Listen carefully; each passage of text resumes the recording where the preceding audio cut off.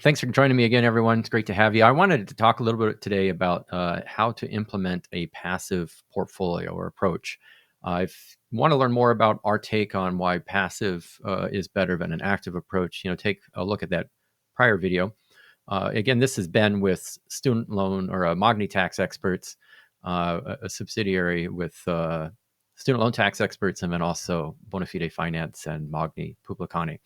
And I wanted to give some direction for how to implement a passive approach. Like, we still have questions of like, well, we still have to buy stuff, we still have to sell stuff, we still have to manage it. Like, it's great, but we're maybe going to use passive funds. And for the most part, kind of as the name implies with passive, not tinker with things too much.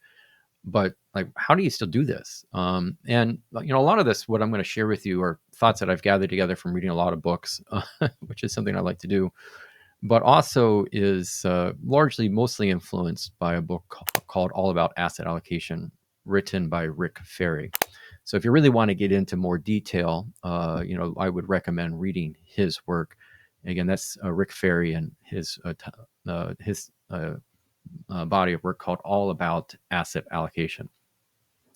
But how do you implement a passive portfolio? The focus is going to go from individual stock selection, an active approach, which could be fun, but a lot of their actual implementation tends to still be screening out and finding, what they think are hot picks of individual companies. And, how they decide what's a hot pick.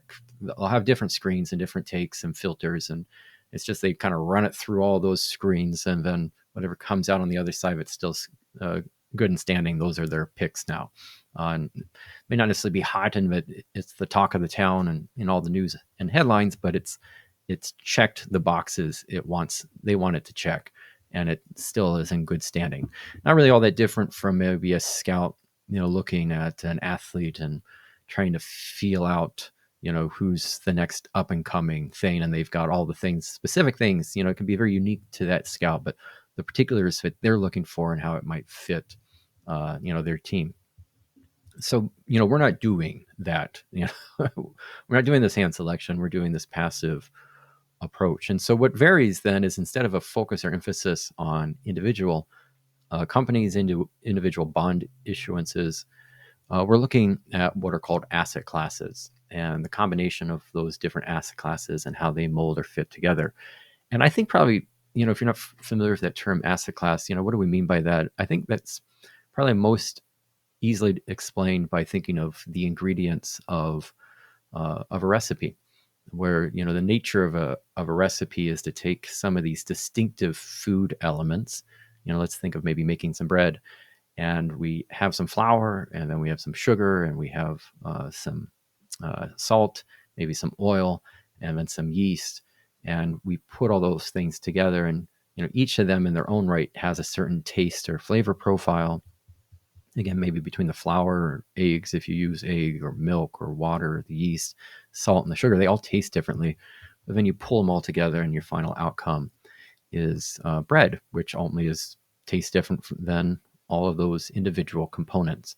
So it's this whole notion of the individual parts coming together to create a whole that is different from the individual parts. It's like a new thing, new substance, almost, if you will. And so asset classes are parts of the global economy that, to kind of continue with this train of thought, if we maybe pivot to crops in a farm, that how maybe one crop or type of fruit or vegetable performs differently depending on the weather conditions. Some like it hotter, some like it colder, some like more sun, some like less sun, some like more rain, some like less rain. They grow differently. Different parts of the economy are somewhat comparable, I would say, to that, where they do better under various economic conditions. And what we're wanting to do is to try to find those distinct elements that are not one and the same. Because if they were one and the same, what would be the benefit or the value to it? You don't get bread by taking flour and adding more flour and then some more flour and more flour. all you have then is just flour, right? It never turns itself into bread. We need it to be distinct and different from the next investment opportunity. And so asset classes start to form because as you describe or look at them, they what they're seeking to accomplish, or where their place in this biosphere of economic activity doesn't fulfill and hold the same place as the next thing.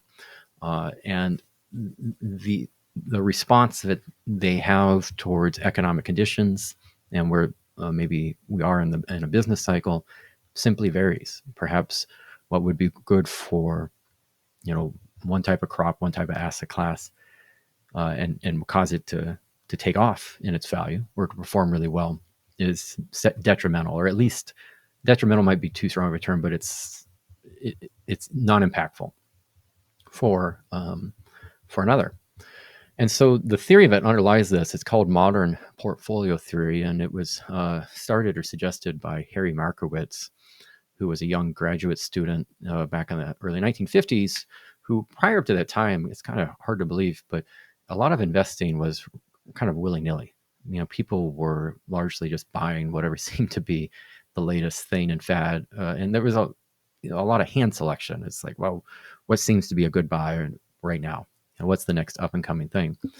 And Harry Markowitz's take was like, well, what happens if we just analyze returns and we take these distinct items, let's just call them stocks as a whole and bonds in a whole, and vary the percentage or the weighting of these, whether it's a period of time in which you have been invested 100% in stocks versus a period of time if you had been invested in 100% in bonds.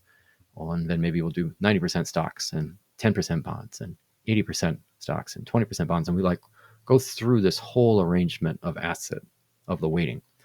Like, what are your returns that happen as you do that in these various segmented potential possibilities?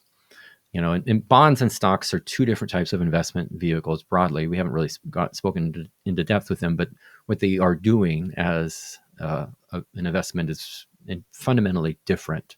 I mean, they both intend to make money for the investor, but one does it as ownership in a company with the hopes of the company growing and becoming bigger and then seeing benefit, stock appreciation for that, and then maybe increased returns or at least a consistent degree of some profit sharing coming back potentially by that stock ownership.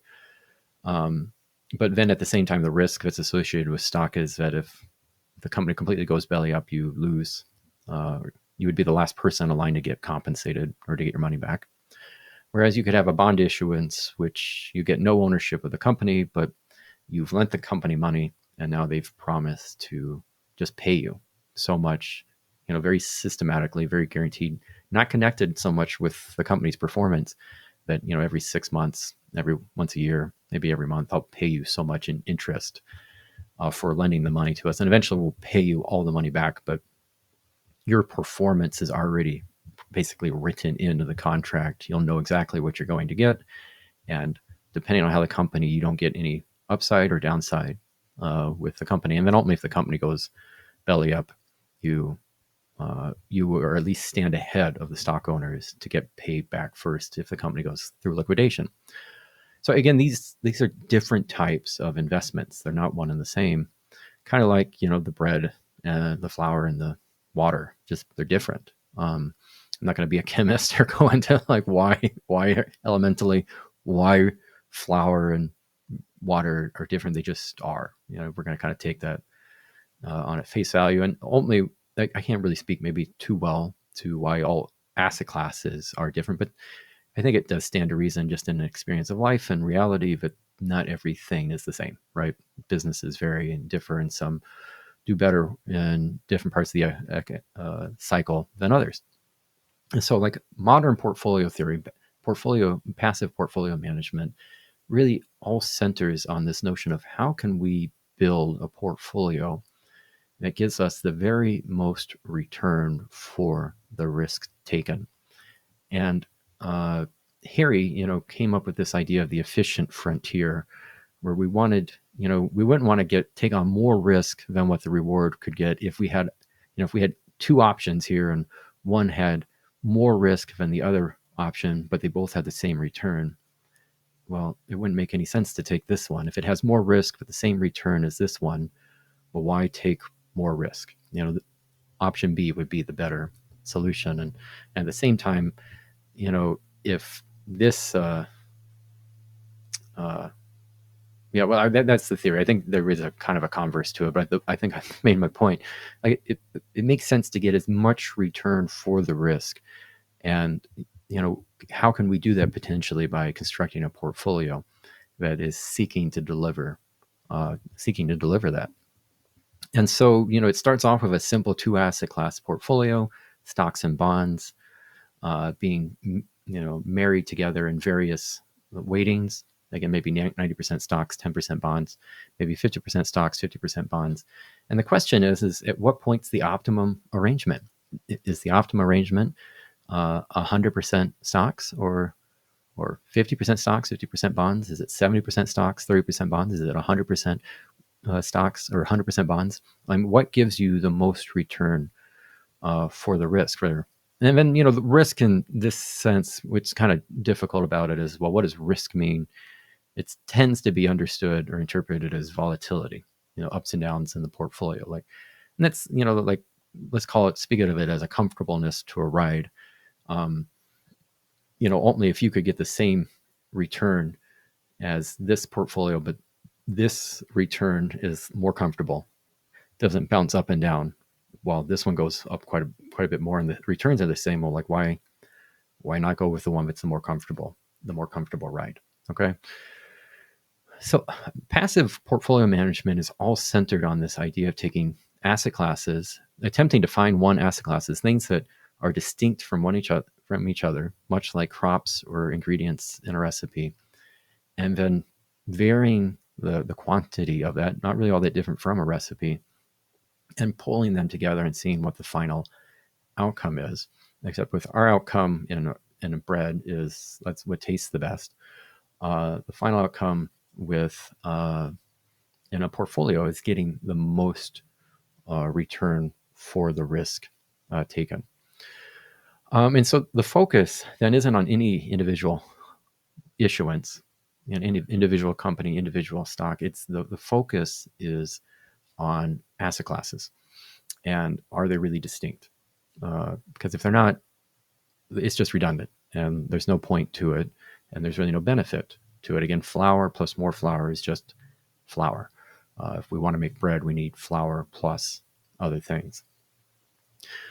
So it's going to be a focus on asset classes is how we're going to implement portfolio management. And then we're also going to have not all that different from a recipe. We're going to have what are called model portfolios, which basically means that's the recipe we're going to follow, in which we decide to weight various asset classes in a portfolio. On a very simple arrangement, it could be stocks and bonds, but you can break down further into different components of the stock biosphere, if you will, between large cap companies versus mid cap companies versus small cap companies versus some companies that are considered to have a growth orientation versus companies that have a value orientation. Those could all be domestically held. They could also be internationally held. Outside of the U.S. is what we mean, or whatever your country of residence is. And then we have, countries at various levels in terms of their development or maturity in the financial biosphere, in terms of their financial markets, capital markets, stock markets. And so, something like the United States or Great Britain or Japan, which have, been industrialized and have been in this game, let's say for the last few hundred years, or there are other countries that are kind of up and coming and are just moving along with capitalism probably at its heart. And, we could have frontier economies versus emerging markets versus, again, developed markets. And those could be at different parts of the world. And they have, ultimately what makes their economy work, the basic resources at the heart of that are being used. The industries that are in play simply vary across the world. And I don't admittedly know all the ins and outs of that. Not really any different from not knowing all the ins and outs of how the different recipes, ingredients of bread are made. I don't quite know how I mean, I know where flour comes from, but like, I don't know how they make flour. I don't know how they source the water. I don't know how they source the salt. I just know if you pull all these together, you get to make yourself a nice, lovely loaf of bread. And depending on how much you weight the ingredients, that final outcome of that bread varies and changes. And so in a similar way, we're taking these various asset classes as they've been defined. And again, you can read Rhchard Ferri's book, All About Asset Allocation, which he goes into some detail as to what makes the different asset classes that he promotes in his portfolio. But the intention behind all these is that they are distinct.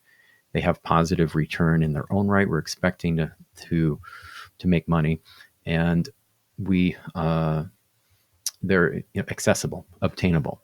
So they have a distinctness that you can acquire if it's not overtly expensive. Like in particular, like one of the funds that we like to utilize is a micro cap holding, or we have a small cap value fund. At times participating an asset class theoretically may be distinct and profitable and worth pursuing, but the market for it is so small. But it's either illiquid, it's difficult to sell, or even just simply participating in it is prohibitively expensive, or will even adjust the market price to where the potential margin for profit can be easily lost by buying too much of the asset. And so all that to say is, even though it's a distinct ingredient, it's not practically implementable because of those various drawbacks. So we're going to focus on asset classes. We're going to focus on model portfolios, which is effectively a recipe that we're going to follow.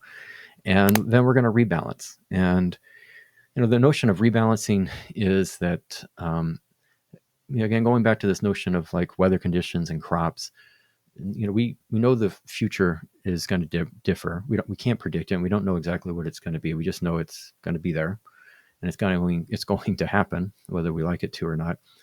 And depending on what type of crops, some particular crops may do really well in those weather conditions one year over another, and others may not do quite so well. And so in a portfolio, under kind of that same line of thinking, the things that are doing really well, that have increased in value and have taken up a greater share of your overall holdings, we're actually going to prune back and sell some of that, and take some of our wins or gains off the table as we follow the model. And then the things that aren't doing so well, this is the counterintuitiveness of investing. The thing that's not doing so, we're going to sell the thing that has been doing well and let go of it, and again, take our winnings. And the thing that's not doing so well, we're going to now buy into that. There's at the heart of a lot of this is this whole notion of the reversion to the mean. And what we mean by reversion to the mean is that something that the average, the average is what it is for a reason. Rarely, if never, does something just simply stay right at average.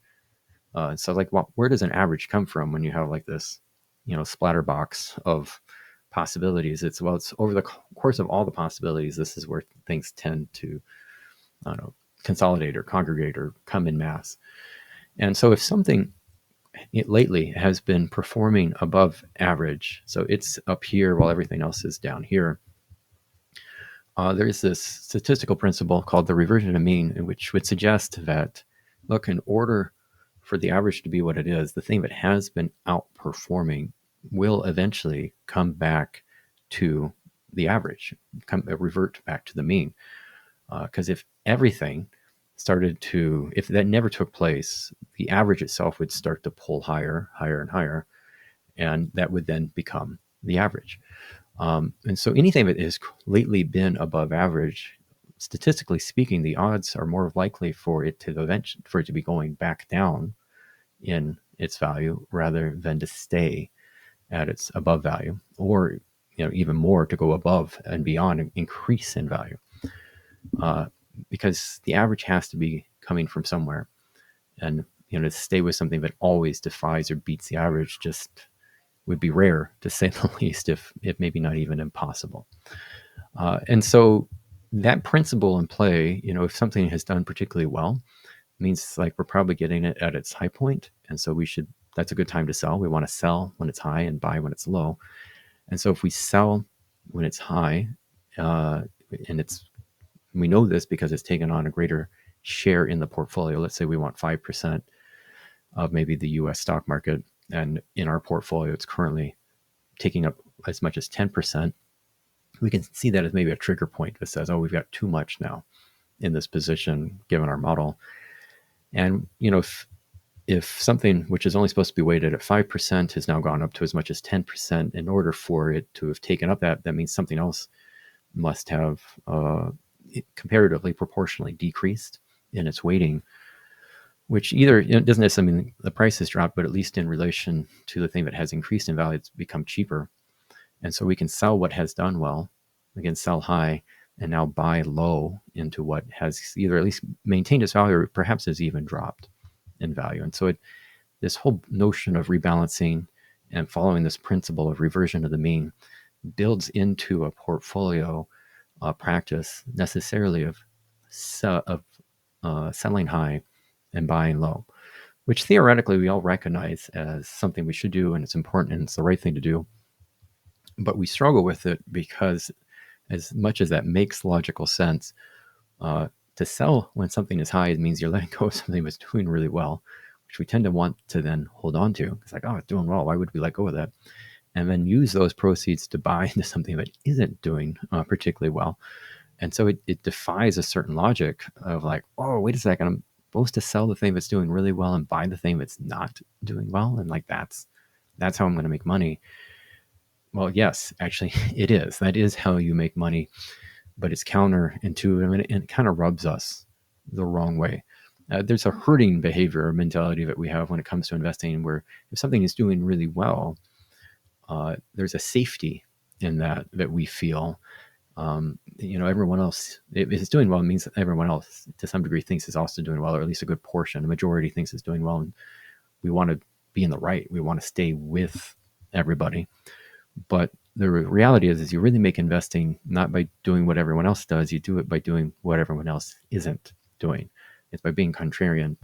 And so rebalancing in the implementation of a portfolio. So having a model portfolio built out of asset classes in which we rebalance once those asset classes start to trigger outside of limits, all builds in a practice of selling high and buying low. If we can do that mechanically, if we can do it emotionally, if we can disconnect ourselves from what's taking place. So, I mean, what's interesting in our portfolio management, our investment management, is that you would maybe think, as an advisor, one of our goals or works is to be in the know and try to figure out what's going on in the markets. And, if I was an active, we're pursuing an active approach, then yes, that probably is true. I'm presumably able to pick out for you the hot picks. And how am I supposed to do that unless I'm deeply immersed in all the news? But a passive approach really is the exact opposite of that. I pay almost no attention whatsoever. Our firm pays almost no attention to what's going on in the markets because it will dissuade us from following the model and being mechanical in our execution. And, we need to be contrarian only to make money when it comes to the capital markets. And the more we listen to the news, the more we're going to be wanting to follow the crowds, and the more difficult it is for us to follow our models. So that's a lot of the passive approach and some of our investment philosophy. Now, since this approach hinges so much on the model, there is some good question to wonder, like, well, how do you decide on which model portfolio to pursue? The truth is there's a whole bunch of different models to potentially pursue. People have different takes on this, even in the passive space. So it's not as if there's a golden grail of a model portfolio. Ultimately, we have settled on a few that at the end of the day, if you had to explain why that model, it's because it's just the one we've come to like the most. Like that's it. I could probably be persuaded to pursue other models. It's not that I think our model is the best and all the other models stink.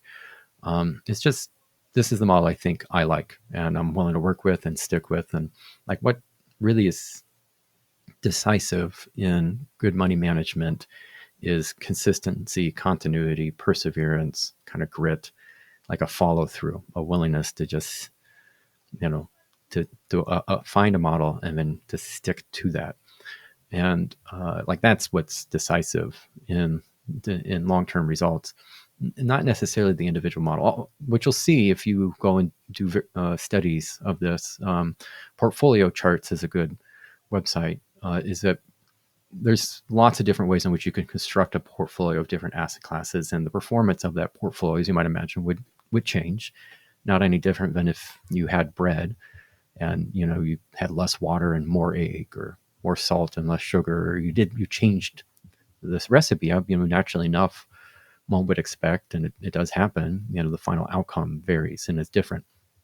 So as you move into different models, how they handle, as you backtest them, how they handle different economic conditions varies, and how they'll handle current economic conditions varies, and how they'll handle future economic conditions varies. It's just the nature of it being different from the next. Now the degree of difference it's really contingent on how much it really is different. A lot of things can be pretty look different but actually not be all that different, so there's a bit of a trick there. But ultimately we have opted for the model, again, I think largely from the influence of Rhchard Ferri, although he's not the only solution or voice out there for us. It's just based on the portfolio backtesting that has been done, and how the combination of the asset classes, as he's presented it, seem to have, they seem like a good mix, really. It's probably the simplest way to describe it. A few other comments to make as we discuss about implementation is that we don't have a bias exclusive to the United States. The United States as a capital market is by far and away the largest of the markets in the globe. It takes up about 50 to 55%. That's particularly true of the stock market, whereas all the remaining countries in aggregate only make up about 40 to 45%. And really, like some of the next biggest players like Japan or Great Britain are only 7 to 12% of the capital markets. So naturally enough, following a passive approach, since so much capital is ultimately conducted and handled in the US, our portfolios have a pretty strong weighting towards the US market. And, we do that as US citizens, but also because there's kind of a natural guide. If the bulk of the world wants to do their business in the U.S., there's probably a reason for it. But we're not exclusive to the U.S. because the U.S. doesn't always do the very best in terms of it as an investment solution. And even though it's hard to know how much the U.S. will mimic what has happened to other countries, but as a story, not that long ago, Japan's Nike stock market at one point dominated the financial markets, especially in the late 1980s. But it hit its apex and then fell off, and even to this day, it's just finally getting back to its prior apex. So if you had been an investor in Japan or even the U.S. and put all of your money in that country and said, this is the future, this is where it's, where the world is going and where all new innovation is going to take place, you would be seeing losses, if not at least just, no increase on your money on that market alone.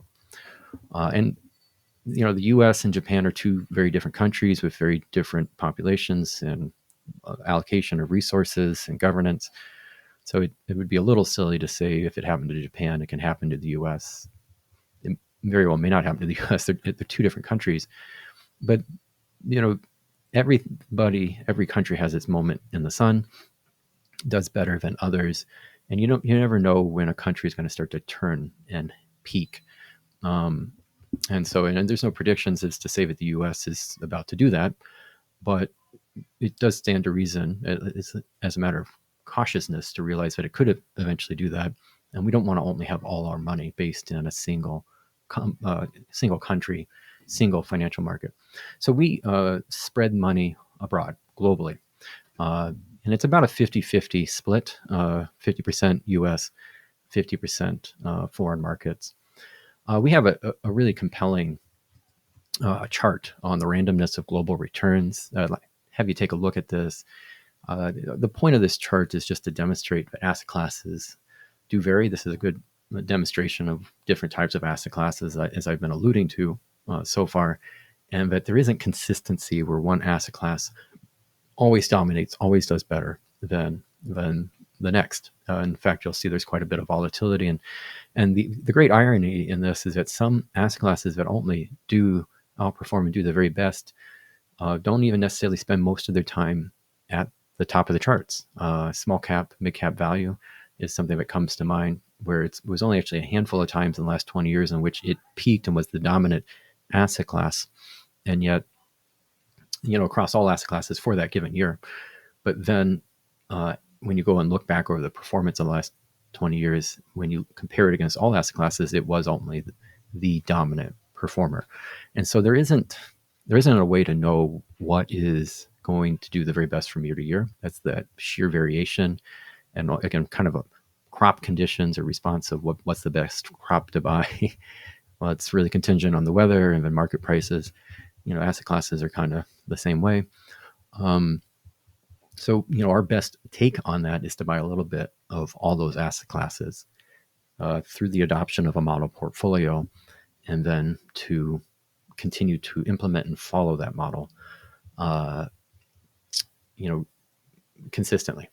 And really, as to much as we're able, we do pay attention some to what's going on in the markets, but really, as a point, we try not to pay attention. To be honest, we follow Warren Buffett's slogan, which an investor should treat its investments with sloth, if not benign neglect. And I'll say that again. An investor should treat its investments with sloth, if not benign neglect. The danger, the problem we can run into is getting too involved with it and to think that somehow our tinkering can improve the returns here. What's at the heart of all this is the entrepreneur enterprise innovation of others as they're out in the marketplace trying to make a profit. And quite frankly, there's not much that we can do to make that happen. We just have to let those individuals who have the money, the capital, let them do their work and let the markets work themselves out. And then have really just this overarching trust or belief, faith that this is going to work. The capitalism works, and that people, when given the opportunity for free enterprise and pursuit of money and to better themselves and improve themselves, will do that, and will continue to find ways to make the place a better, really a better world.